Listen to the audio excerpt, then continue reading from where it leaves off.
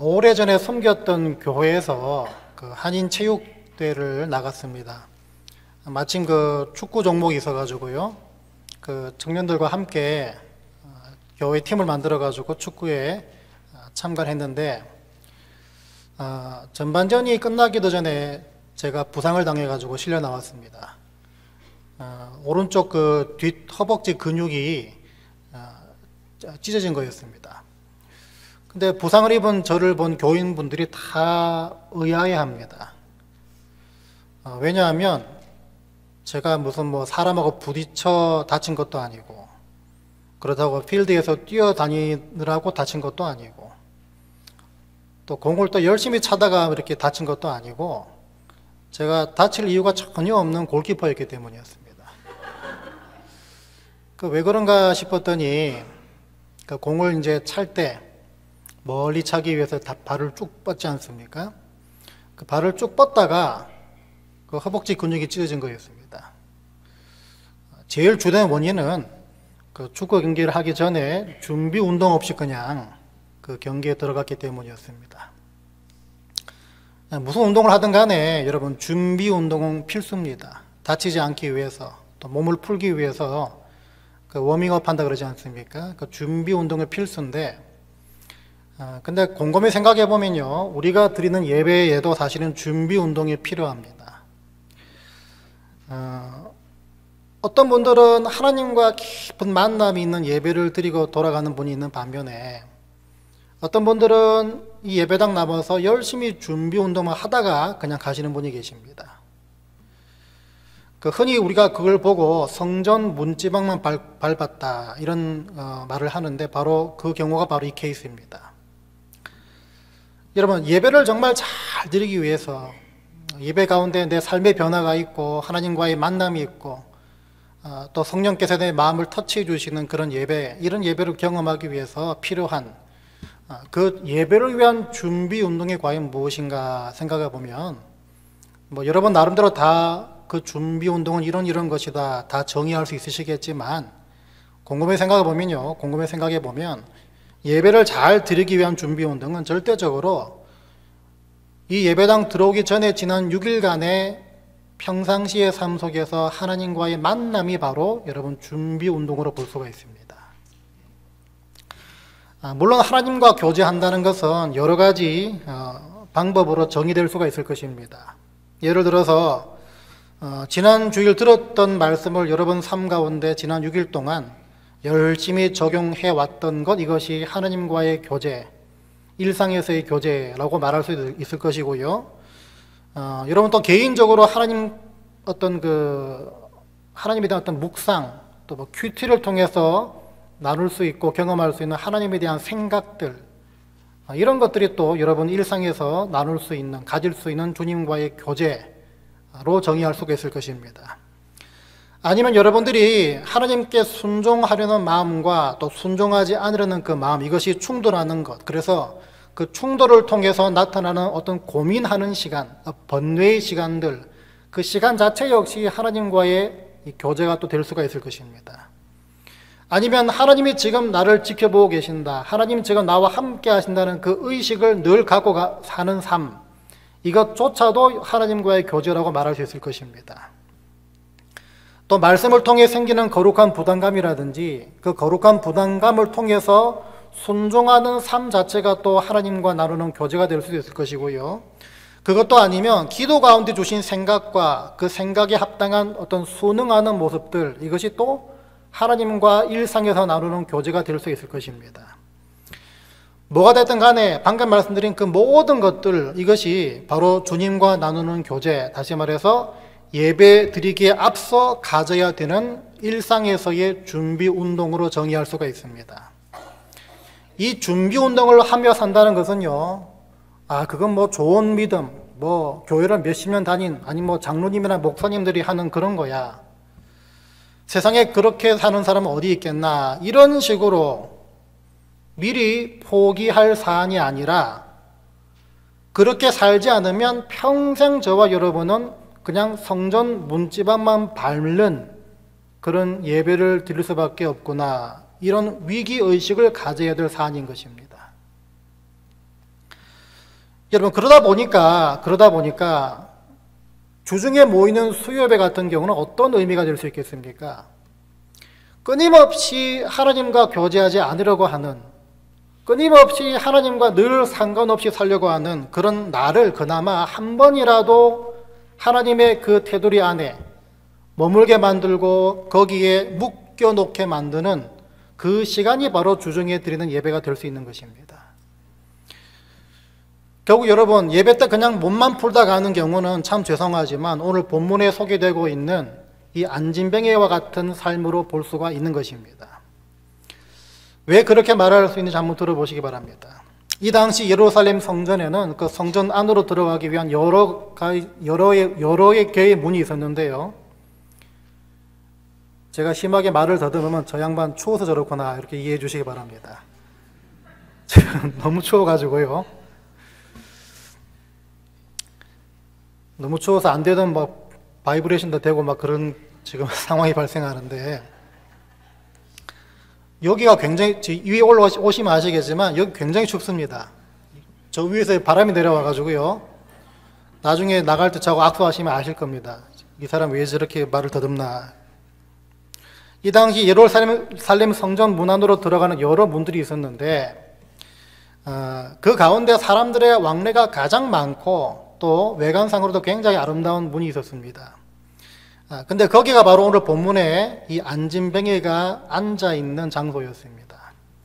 당연히 사람들의 왕래가 그렇게 많다 보니까 구걸하기도 굉장히 좋은 최적의 장소였습니다. 자, 근데 결정적으로 마음대로 움직일 수가 없습니다. 마음대로 움직일 수가 없으니까 타인으로 인해서 이곳으로 옮겨져야만 되는 그런 입장이었습니다. 그러니까 그저 그냥 옮겨주는 대로 그냥 옮김당하는 지극히 수동적인 삶이었죠. 게다가 이 성전 안쪽도 아니었습니다. 성전 바깥쪽에 앉아 있어야 됐습니다. 그러니까 매일매일마다 성전으로 들어갈 때는 그렇게 근심 어린 표정으로 들어갔지만 나올 때는 그렇게 죄사함 받아가지고 기쁜 표정으로 나오는 사람들이 그 얼굴만 그냥 바라보는, 왜 그런 경험을 하고 사는지 이걸 전혀 경험하지 못하는 그런 신세였던 사람이었습니다. 여러분, 이런 안진뱅이의 처지가 우리에게 무엇을 말해주고 있나 하면요, 예배의 중심으로 들어가지 못하고, 다시 말해서 은혜의 영역에 완전히 제외돼 버린 주변인 내지 구경꾼의 예배를 상징적으로 저희들에게 보여주고 있는 모습들입니다. 그러니까 예배 때 몸만 풀다 가는 경우가 바로 이것입니다. 예배 때 몸만 열심히 준비 운동만 하다 그냥 돌아가는 경우가 바로 이 안진뱅이의 신세라는 것입니다.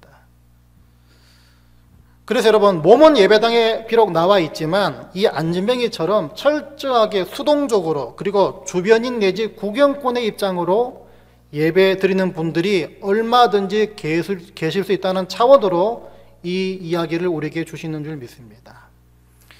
이런 분들은요, 가족들이 그냥 옮겨주는 대로 그냥 따라 나오는 것, 다른 사람의 손에 억지로 끌려가지고 나와서, 아니면 그냥 습관적으로 따라 나오는 그런 영적인 안진뱅이일 수 있습니다. 예배 후에 내가 아닌 다른 사람, 기쁜 얼굴로 돌아가는 그 얼굴을 그냥 바라만 보는 그 입장이 바로 오늘 이 안진뱅이의 모습일 수 있다는 것입니다. 자, 그런데 분명히 말씀드릴 수 있는 것은요, 이 안진뱅이가 그냥 안진뱅이로 끝나지 않았습니다. 하나님은 오늘 본문의 안진뱅이처럼 그런 식으로 예배 드려왔던 분들, 이런 분들의 삶을 완전히 바꾸실 수 있는 분이십니다. 더 이상 성전 미문 앞이 아니라 성전 안에서 하나님의 그 터치를 경험하는 삶으로 바꾸실 수 있는 분이 바로 하나님이십니다. 하나님께서 저와 여러분들에게 그러시기 위해서 과연 우리에게 무엇을 요구하시는지를 오늘 본문을 통해서 간략하게 살펴보도록 하겠습니다. 먼저 같이 읽으시던 3절부터 보시면요, 제가 다시 읽어드리겠습니다. 그가 베드로와 요한이 성전에 들어가려 함을 보고 구걸하거늘 베드로가 요한과 더불어 주목하여 이르되 우리를 보라 하니 그가 그들에게서 무엇을 얻을까 하여 바라보거늘. 이 말씀까지 잠깐 살펴보시면요, 여기서 베드로와 요한과 이 안진뱅이 사이에 나누고 있는 그 시선에 한번 주목해 보시기 바랍니다. 먼저 베드로와 요한이 이제 기도하러 성전에 들어갑니다. 들어갈 때 안진뱅이가 베드로와 요한이 성전으로 들어가는 그 모습을 봤다, 이렇게 말하고 있습니다. 이때 안진뱅이의 시선이 어떤 시선이었겠습니까? 성전을 왕래하던 수많은 사람들을 봐왔던 그 평상시에 그 시선이었습니다. 그 평상시에 그 시선으로 베드로와 요한을 바라봤다는 것인데, 그 평상시 시선이 어떤 시선이었겠습니까? 분명히 일상에서 그냥 여전히 해왔던 것처럼 구걸하기 위해서 안진뱅이가 지나가는 사람을 보기 위해 그냥 밑에서 위로 치켰던 그런 눈이었을 것이고요. 초점 없는 그냥 시선이었을 것입니다. 그런데 뒤에서 4절에서 베드로와 요한은 바로 그런 안진뱅이를 지금 주목하고 있습니다. 그 주목했다는 말을 직역하면요, 직시해서 똑바로 봤다는 뜻입니다. 다른 주위 환경, 주위 어떤 여건, 다른 사람이 눈에 들어오지 않고 오직 이 안진뱅이의 직시해서 똑바로 봤다는 것입니다. 베드로와 요한이 자신을 직시해서 똑바로 받는 그 모습을 보고 안진뱅이의 그 눈이 바뀌기 시작합니다. 그래서 5절을 보니까 그런 베드로와 요한을 안진뱅이가 어떻게 했다 그럽니까? 영어로 보시면요, give them his attention이라고 말하고 있습니다. 그러니까 3절에 초점 없이 습관적으로 치켰던 눈이 아니라 이제는 관심과 자신의 그 주의를 베드로와 요한에게 다 쏟아부어서 집중한 채 바라보고 있다는 것입니다. 여러분, 이 3절부터 진행되어 온 그 시선과 오고 가는 어떤 초점들, 그 시선들, 분명히 어떤 짧은 정적이 흐르고 있었을 것입니다. 여러분, 그래서 이 장면이 우리에게 보여주는 것이 두 가지가 있는데요. 첫 번째는 주님과의 만남에는 여러분들이 분주한 모든 것을 멈추고 주님께 집중하는 짧은 그 멈춤과 쉼이 반드시 있어야 한다는 것을 보여주고 있습니다. 두 번째는요, 그 쉼과 그 멈춤에다가 오늘 이 안진뱅이처럼 주님을 향한 기대와 관심으로 그 멈춤을, 그 쉼을 다 채워야 한다는 것입니다.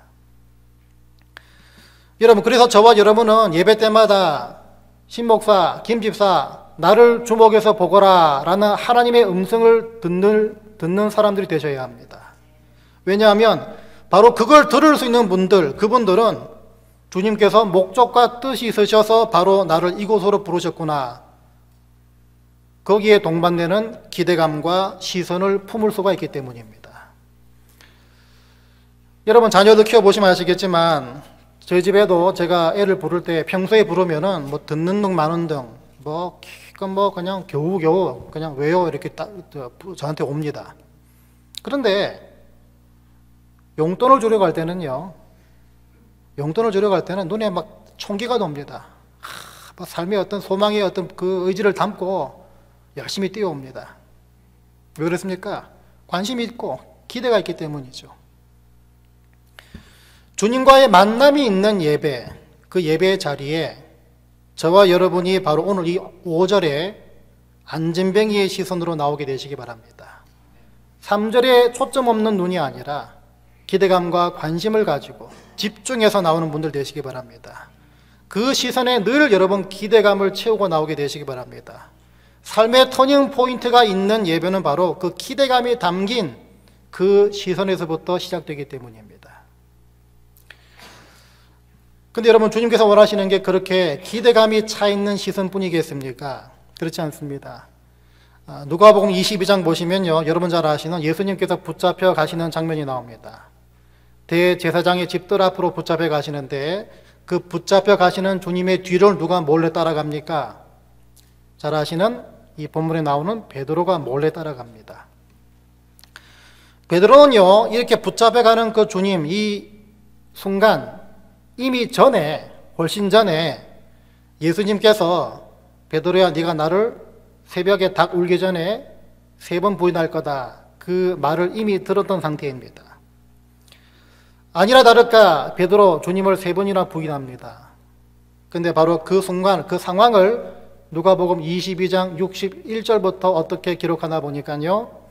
주께서 돌이켜 베드로를 보시니 베드로가 주의 말씀 곧 오늘 닭 울기 전에 내가 3번 나를 부인하리라 하심이 생각나서 밖에 나가서 심히 통곡하니라.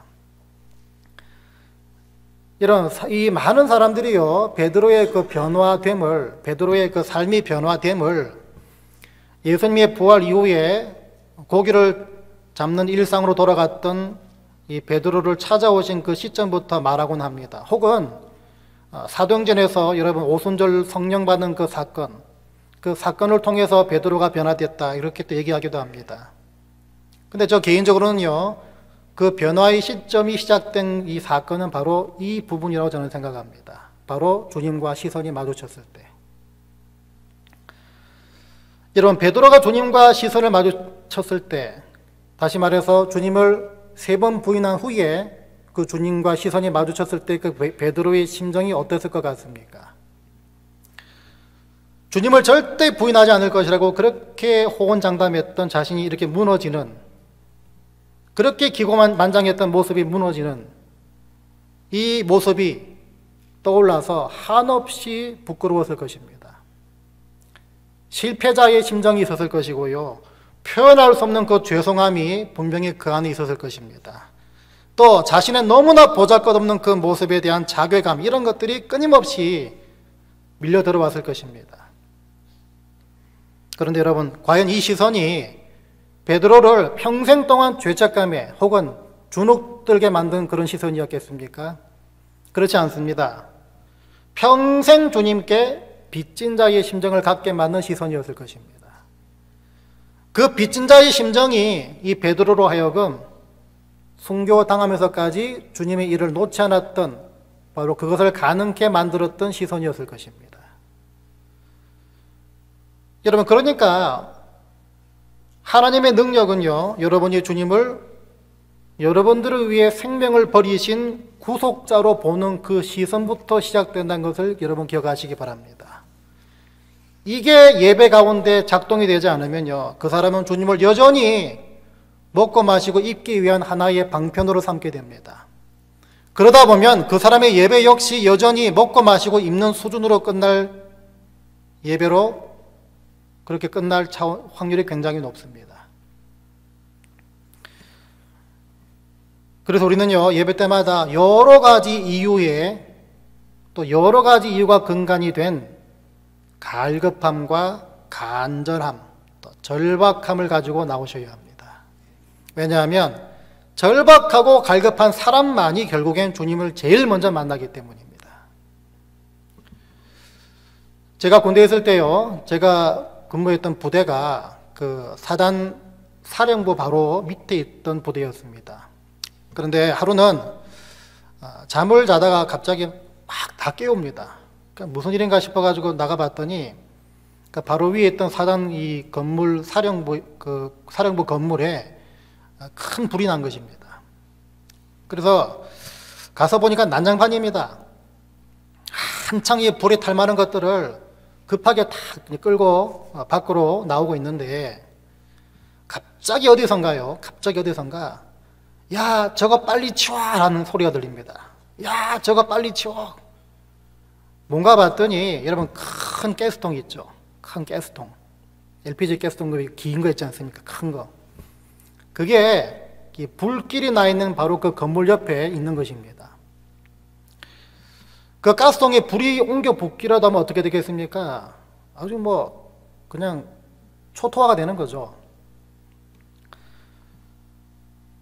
야, 저거 빨리 치워! 그 말을 다 들었는데 그 군인들이 꼼짝을 하지 않습니다. 그냥 어떻게 이러면서 서로 발만 동동 구르고 있는데요. 그때 깨달은 게, 우리나라 국방력이란 것이 참 형편없구나, 이런 걸 느꼈는데요. 살신성인해 가지고 앞으로 나가는 사람 한 명도 없는 그 상황 가운데 갑자기 한 명이 쏜살같이 그 불 속으로 들어갑니다. 그리고 그 큰 가스통을요, 짊어지고 밖으로 나옵니다. 저런 정신 나간 사람이 있나 이렇게 보니까 누군가 봤더니 그날 그 당직을 서는, 그러니까 군대 이제 말로 말하면 일찍 사령이었습니다. 여러분, 이 사람이 왜 그런 행동을 했겠습니까? 이 일찍 사령이라 하면요, 그 밤에 일어난 모든 일에 책임을 져야 되는 사람입니다. 그런 위치입니다. 안 그래도 불이 나서 문책을 당하게 됐는데 그 가스통이 터져가지고 더 큰일이 났다 생각해 보시기 바랍니다. 이 사람은 그날 밤 군생활 끝나는 것입니다. 그 가스통을 짊어지고 뛰어나오는 그 일찍 사령의 모습을 보고 문득 머리에 떠오른 속담이 하나 있었습니다. 목마른 놈이 우물 판다. 여러분, 여기서 우리가 알아야 되는 것은요, 지금 이 자리에 계신 저와 여러분들이 바로 목이 말라서 우물 파는 분들이 되셔야 합니다. 주님과의 만남이, 주님과의 교제가 절박하고 갈급한 분들이 다 되셔야 합니다.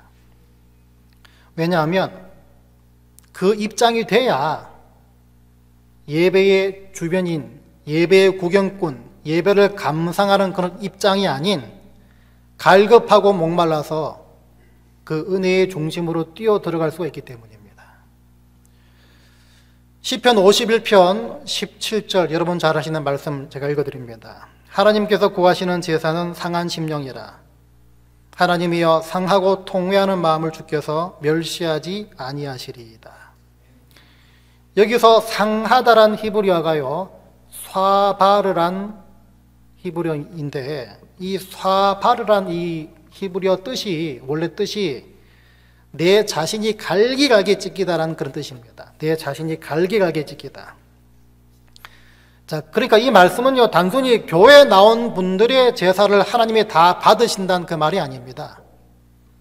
왜냐하면 교회에 나오더라도 갈급함이 없는 예수 안 믿는 사람들 충분히 교회에 나와 앉아 있을 수가 있기 때문입니다.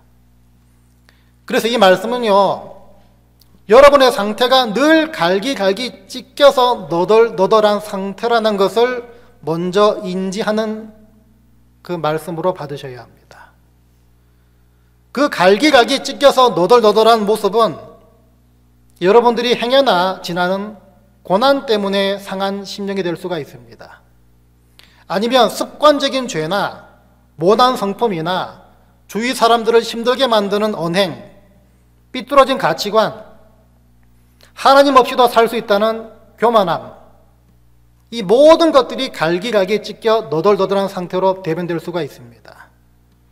하나님의 뜻을 전혀 헤아리지 않고 그냥 내가 편한 대로 사는 삶, 이것이 마치 복받은 삶, 내가 원하는 대로 다 되는 삶, 이것이 마치 은혜 받은 삶, 이렇게 착각하며 사는 것도 역시 상하고 통회하고 너덜너덜한 상태가 될 수가 있습니다. 이 모든 것들을 통해서 내가 늘 실패자로 주님께 나오는 모습이 바로 여러분 너덜너덜한 모습이 될 수가 있습니다. 무엇이 됐든 간에 하나님, 제가 지금 하나님이 필요합니다. 하나님, 제가 또 이런 죄를 지었습니다. 하나님, 답답합니다. 궁금합니다. 여전히 힘듭니다. 이런 처지여서 주님의 도우심이 필요한 간절함과 목마름을 하나님은 늘 찾으십니다. 왜냐하면 그때의 그 간절함이 결국에는 듣고 순종하려는 그 열심은 물론이고 돌이키려는 의지도 가능케 만들어주기 때문입니다.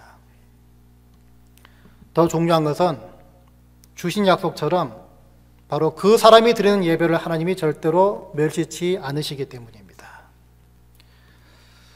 바라기는요, 여러분 숙제가 있습니다. 내가 왜 주님을 향해 갈급하고 갈망하고 간절해야 되는지 이유를 하나라도 찾아서 늘 이 예배에 나오는 분들 되시기 바랍니다. 그리고 나를 보거라 이 음성을 들으시고 여러 모양의 기대감을 갖고 나오게 되시기 바랍니다. 그럴 때 저와 여러분의 이 예배가 오늘 본문의 안전명예처럼 그 전과는 다른 주님과의 깊은 만남이 있는 예배가 될 줄 믿습니다. 준비 운동만 하다가 돌아가는 발걸음이 아니라 여러분의 인생이 늘 새로워지는 예배를 경험하게 되시기를 주의 이름으로 간절히 축원드립니다.